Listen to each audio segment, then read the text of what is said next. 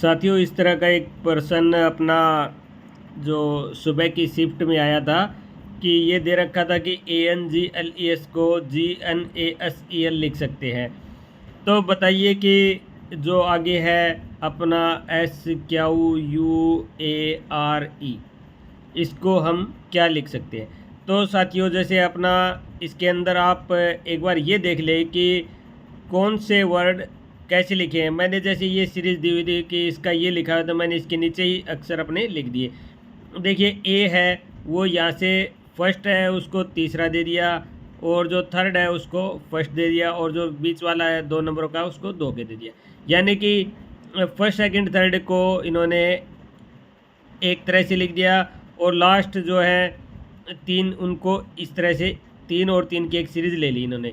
L वाला जो है वो लास्ट में कर दिया, एस है जो लास्ट का है उसको पहले कर दिया, और जो ई है दोनों का सेंटर में कर दिया।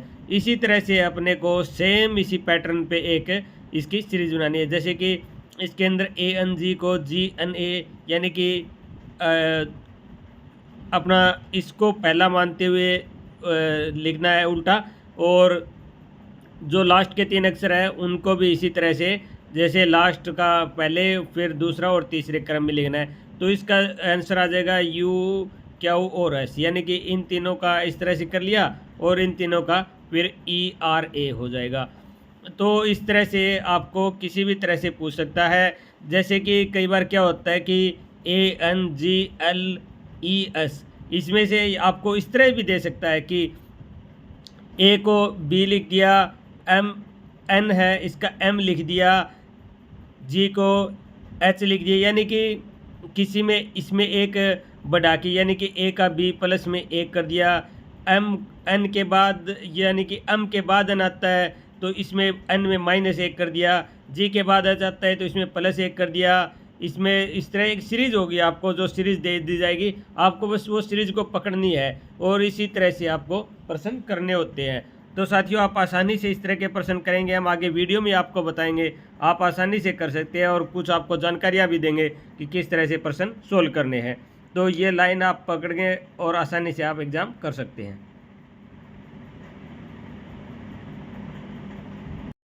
तो एक अपनी वीडियो है, जैसे कि अपने जो अल्फ़ाबेट होते हैं ABCDEFGHIJKLM, फिर इसके बाद वाले हैं वो आप इसके नीचे ही ले सकते हैं, NOPQRSTUVWXY और Z। ये अपने इस क्रम में हो गए कि ए का उल्टा Z हो गया, बी का Y हो गया, सी का X हो गया, डी का W हो गया। तो जो इस तरह का पैटर्न सुबह आया हुआ था, इसमें से इस तरह भी दे सकता है कि ABCD का उल्टा XY XW होता है, तो आप कुछ आपको दे दिए जाएंगे कि इनका क्या होगा, तो आप इस तरह भी एक पैटर्न में चूज़ कर सकते हैं। तो साथियों, आगे आप वीडियो पूरी देखना और अच्छे से देखना। हेलो फ्रेंड, कैसे हो आप सब। आज जो हरियाणा CET का एग्ज़ाम हुआ है, फर्स्ट और सेकंड दोनों ही शिफ्ट का, तो इसके बारे में कुछ बात कर लेते हैं। बहुत से दोस्त जो कि हरियाणा GK की ही मेन तैयारी कर रहे थे, जिन्होंने किसी भी और एग्ज़ाम की तैयारी नहीं की थी जैसे SSC या बैंकिंग की, तो उनके लिए ये बहुत ही हार्ड एग्ज़ाम है, क्योंकि जो लगभग सिलेबस दिया हुआ है वो SSC और जो बैंकिंग पैटर्न है उसी पे ही आया हुआ है। और बहुत ही अच्छा जो तैयारी कर रहे थे उनके लिए तो अच्छा एग्ज़ाम है, क्योंकि हरियाणा GK को छोड़ दिया जाए और GK भी कोई ऐसी हार्ड GK नहीं आई है, जो कि बहुत से इंस्टीट्यूट वाले रटाए जा रहे थे कि GK में ये पढ़ना है, ये गांव में ऐसा मंदिर है, इस गांव में ये काम हुआ है, मुख्यमंत्री ने ये करवाया है। तो ऐसा कुछ भी नहीं आया है। जो हरियाणा GK हर बार एग्ज़ाम में पूछी जाती है, बिल्कुल बेसिक, कि हरियाणा कब बना, इसका राज्य पक्षी या पशु, कुछ ऐसे आसान से क्वेश्चन जो कि हर बार ही रिपीट हो रहे थे, वही आज एग्ज़ाम में पूछे गए हैं। और न ही कोई ज़्यादा ऐसी करंट अफेयर के क्वेश्चन आए कोई न ही साइंस के ज़्यादा क्वेश्चन भी इसमें एग्ज़ाम में नहीं आए हैं। तो बात कर लेते हैं कि जो रीजनिंग जो इस हिसाब से दी गई है, ये बिल्कुल एसएससी और बैंकिंग इन्हीं एसएससी और बैंकिंग बिल्कुल इन्हीं के पैटर्न पे आई है। और जो भी अपने दोस्त एसएससी या बैंकिंग की तैयारी कर रहे थे, उनके लिए तो बिल्कुल इजी रीजनिंग और मैथ रहा है। मैथ में थोड़ा सा जो हरियाणा के हिसाब से जो साथी तैयारी कर रहे थे, उनके हिसाब से थोड़ा कठिन है, लेकिन ओवरऑल देखा जाए तो मैथ और रीजनिंग आसान है। फर्स्ट जो शिफ्ट का एग्ज़ाम हुआ है उसमें मैथ और रीजनिंग बिल्कुल आसान थे, और जो सेकंड शिफ्ट का हुआ है उसमें मैथ और रीजनिंग थोड़ी कठिन है। यानी कि रीजनिंग के अंदर सुबह के बात की जाए तो उसके अंदर कोई ऐसे खास प्रश्न नहीं पूछे गए थे, बिल्कुल आसान थे कि एक आपको शब्द दे दिया, उसमें से 4 ऑप्शन दे रखे हैं, आपको इसमें से ऐसा शब्द चुनना है जो कि इसमें से बनाया जा सकता है। ये भी बिल्कुल आसान है, आप जो 4 ऑप्शन है उसमें से आसानी से चूज कर सकते हैं। और जो शाम की दूसरी शिफ्ट थी उसके अंदर इसी का उल्टा अपोजिट पूछ लिया कि ऐसा कौन सा शब्द है जो जितने भी वाक्य दिया हुआ है इसमें से नहीं बनाया जा सकता। तो बिल्कुल आसान है, आप उसमें से आसानी से शब्द चुन सकते हैं। और जो भी मैच न करता हो वो सेकंड शिफ्ट का था, और जो मैच करेगा वो फर्स्ट शिफ्ट का था, मैं बता भी दूंगा आपको। और सुबह के शिफ्ट में ब्लड रिलेशन से कोई क्वेश्चन नहीं आया था। दूसरी शिफ्ट है उसके अंदर ब्लड रिलेशन वाले क्वेश्चन आए हुए हैं, थोड़ा सा पेचीदा है लेकिन आसान है, क्वेश्चन आराम से हो जाएगा। अगर जिस भी भाई ने बैंकिंग की तैयारी अच्छी की हुई है तो उसके लिए बिल्कुल आसान है। तो ओवरऑल देखा जाए तो अच्छा एग्ज़ाम था। मैं पहले भी यही सोच रहा था कि इसी तरह का पैटर्न हो सकता है इस एग्ज़ाम में आए, क्योंकि हर बार एसएससी अलग अलग तरीके से क्वेश्चन एग्ज़ाम ले रही थी। कभी रीजनिंग आएगी, कभी नहीं आएगी, कभी हरियाणा जीके भी नहीं आई किसी एग्ज़ाम में, और मैथ के भी 4 से 5 प्रश्न आते थे जो भी आसान थे। इस बार थोड़े हार्ड है लेकिन पैटर्न बहुत अच्छा बनाया। अगर इसी हिसाब से आगे भी एग्ज़ाम होते रहे तो जो अपने साथी तैयारी कर रहे हैं वो सभी एग्ज़ाम के लेवल के हिसाब से तैयारी करेंगे। जैसे जो एसएससी की एग्ज़ाम की तैयारी करता है उसी तरह से हरियाणा के भी एग्ज़ाम की तैयारी स्टार्ट कर सकते हैं भाई। सिर्फ एक इसके अंदर एक्स्ट्रा हो जाएगा हरियाणा जीके, और वो भी ज़्यादा लेंथी गहराई में न जाके ऐसी जीके न पढ़े। बहुत से इंस्टीट्यूट वाले 400 से 500 पेज की अपनी बुक छाप रखी है, उस बुक में से कुछ भी नहीं आना है। आपको बिल्कुल नॉर्मल सा पढ़ना है, और बिल्कुल भी किसी भी इंस्टीट्यूट वाला ये नहीं दावा कर सकता कि हमारे बताए हुए आज आपके सामने प्रश्न आए हैं। जो प्रश्न आए हैं वो आप किसी भी बुक से बेसिक से उठा सकते हैं, और हर बार ऐसे ही क्वेश्चन रिपीट होते हैं। तो ये जो इंस्टीट्यूट वाले आपको बेवकूफ़ बना रहे हैं, आपका टाइम ख़राब कर रहे हैं, आप सेल्फ स्टडी करें, किसी भी सेंटर पे ऐसे न जाएं। कोई भी इंस्टीट्यूट वाला आज जो एग्ज़ाम हुआ है उसमें से ये दावा नहीं कर रहा कि हमारे किए हुए प्रश्न जो आपको बताए थे वो आए हैं। बेसिक से 4-5 क्वेश्चन आए हैं, उन्हीं को न्यूज़ में घुमा रखा है कि ये देखो हमने ये क्वेश्चन करवाया था और ये आ गया। 1-2 क्वेश्चन से कुछ नहीं होता। आपने 6-6 हज़ार लाइनर क्वेश्चन की बुक छाप रखी है, उसमें से अगर 2 प्रश्न भी आते हैं तो कितना टाइम वेस्ट होता है एक स्टूडेंट का तैयारी करने में। तो कुछ 1-2 क्वेश्चन है जो मैं आपको बता देता हूँ कि कल आसानी हो जाएगी, और इस तरह से आप ये कर भी सकते हैं। आज जो दोपहर के बाद वाली सेकंड शिफ्ट थी उसके अंदर ये रीजनिंग का क्वेश्चन दिया हुआ था कि एक्स वाई जेड ए को 1 2 3 4 इस तरह से लिखा जाता है, ई एफ जी एच को 7 8 9 10 लिखा जाता है। तो एक वर्ड आप बनाएं जो कि इनमें से एक किसी भी तरह से आपको दे सकता है कि आप बताएं कि इसका आंसर क्या होगा। जैसे कि हम लगा लेते हैं कि आप के हिसाब से ए एक्स एफ जी का क्या आंसर रहेगा।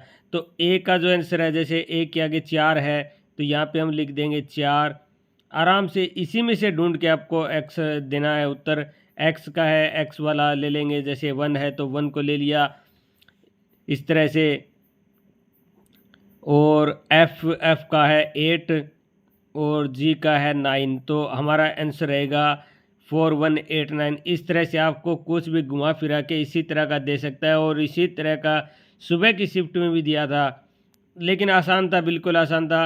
आपको थोड़ा सा इसमें भी पजल कर सकता है कि जैसे एक्स वाई जेड ए का 1 2 3 4 दिया हुआ था, इसी तरह इसमें ऐसा भी कर सकता है कि जेड का जो अपने सीरीज़ के हिसाब से देखें कि ए का एक मानते हैं, बी का 2, सी का 3, इस तरह से आपको विपरीत वाला भी दे सकता है या सेम का भी दे सकता है। ए का 1, जेड का जो अंतिम होता है, वाई का जो होता है, एक्स का होता है, इस तरह से आपको उस तरह भी क्वेश्चन मिल सकते हैं। आपको आसानी होगी अगर आपको पहले पता होता है कि A B C D E F G H, इस तरह से आपको ध्यान है कि किसकी नंबरिंग क्या रहेगी, तो आप आसानी से कर सकते हैं। एक वर्ड है EJOTY, अगर इसमें से देखें तो ये किस सीरीज़ पे आते हैं, 5, 10, 15, 20 और 25 पे। तो आपको अगर वर्ड याद है तो इनके जो भी नज़दीक का वर्ड होगा आप आसानी से देख सकते हैं कि कौन सा वर्ड आपको मिल सकता है। तो जो सुबह की शिफ्ट में अपना एक आया हुआ था कि आप 4 आंसर दे रखे थे, इसी तरह शाम के दूसरे शिफ्ट में भी 4 आंसर थे। जो पहला अपना लिखा हुआ इसमें से दे रखा था कि नीचे दिए 4 ऑप्शनों में से कौन सा अक्सर वर्ड इसमें से बनाया जा सकता है। तो जैसे मान लेते हैं कि आप इसके अंदर बनाना है आपको ERON, ये शब्द ढूंढना है कि है या नहीं है। तो आपका आसान रहेगा कि जैसे ई है इसके अंदर तो आपने टिक कर लिया, अभी ई एक बार आ गया। आर दे रखा है तो आर भी आ गया इसके अंदर, ओ है तो ओ भी आ गया, और फिर एन है तो एन भी आ गया। सिर्फ एक बार यूज़ होने चाहिए। तो आपको पूछ सकता है कि आंसर क्या रहेगा, तो आप आसानी से इस तरह से आप सेलेक्ट करके चूज़ कर सकते हैं, तो आपका आंसर हो जाएगा। अगर इसी में जैसे नीचे वेरीफाइड लिखा हुआ है, इसके अंदर आप शाम की शिफ्ट में कि इसमें से नए बनने वाले अक्षर बताएं, तो आप जो 4 ऑप्शन दिए हुए हैं उसके अंदर से आप एक बार इसमें से कंफर्म कर लें कि कौन सा ऐसा अक्षर है जो कि इसके अंदर शामिल नहीं है। या कई बार क्या करते हैं कि 2 बार किसी अक्षर को दे देते हैं, जिससे कि हम सोचते हैं कि हमारे पास है, लेकिन वो डबल काउंट होता है तो वो हमारा आंसर में नहीं आएगा। अगर ब्लड रिलेशन की बात अगर ब्लड रिलेशन की बात की जाए तो आप जो सुबह या कल शाम को जैसे भी शिफ्ट में आपका एग्ज़ाम रहेगा, तो आप इसमें से ऐसा कर सकते हैं कि जैसे माता या पिता है, जैसे ए और बी, पति पत्नी है, ए पति है यानी कि पुरुष है तो इसको प्लस का सिंबल दे सकते हैं, महिला है तो उसका सिंबल माइनस का दे सकते हैं। और ये अगर ये पति पत्नी है तो आप इनको इस तरह से एक सिंबल दे सकते हैं कि आपको पता चल जाए कि पति पत्नी है। अगर बात करें तो कि सी इनका लड़का है, तो आप जो दूसरी पीढ़ी है उसको इस तरह से लिख सकते हैं। अगर लड़का है तो इसको प्लस, या लड़की है तो माइनस दे सकते हैं कि डी लड़की है। इस तरह से आपको आराम से आपका इजी हो जाएगा।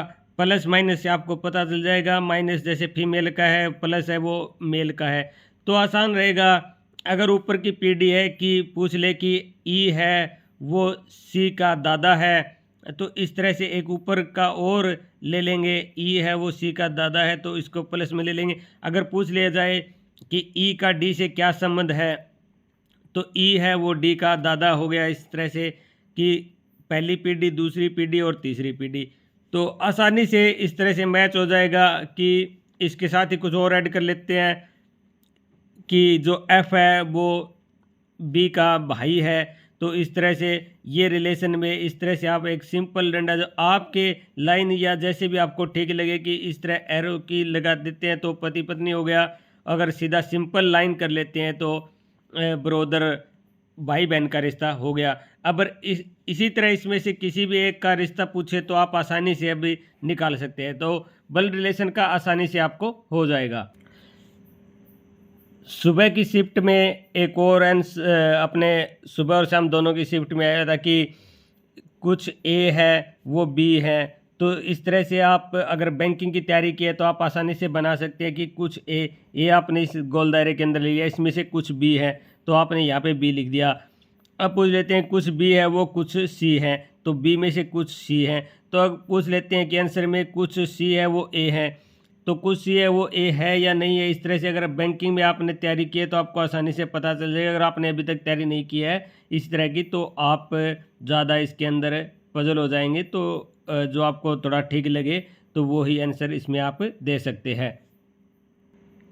और कुछ जो मैथ या रीजनिंग दोनों ही में गिने जाते हैं, इस तरह के क्वेश्चन होते हैं कि एक सीरीज़ आपको दे दी जाती है कि इस सीरीज़ में आपको बताना है कि यहाँ पर कुछ खाली छोड़ दिया जाएगा, कॉलम के स्थान पे क्या आएगा। जैसे 2 आ गया, फिर 4 आ गया, 6 आ गया, 8 आ गया और बीच में छोड़ दिया कॉलम खाली और अब 12 आ गया, तो क्या आएगा। तो आपको ये देखना है कि जो क्या सीरीज चल रही है उसके हिसाब से आप आगे नंबर दे सकते हैं। ये आपका स्क्वायर में भी हो सकता है और क्यूब में भी हो सकता है, इस तरह से कुछ भी हो सकता है। तो एक सीरीज़ होगी ये, आप आसानी से सीरीज़ को पकड़ना है आपको कि क्या आया हुआ है, तो आप उसमें से आसानी से उत्तर दे सकते हैं।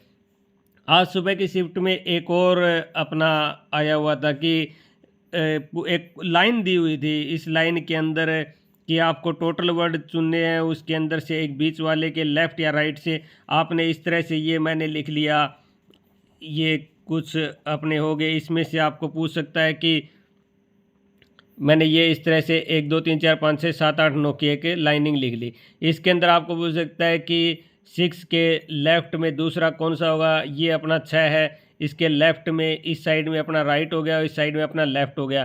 तो 6 के लेफ़्ट में 1 और 2, दूसरा अपना क्या है 4 है। और राइट में पूछे तो इस तरह से आप राइट में बता सकते हैं।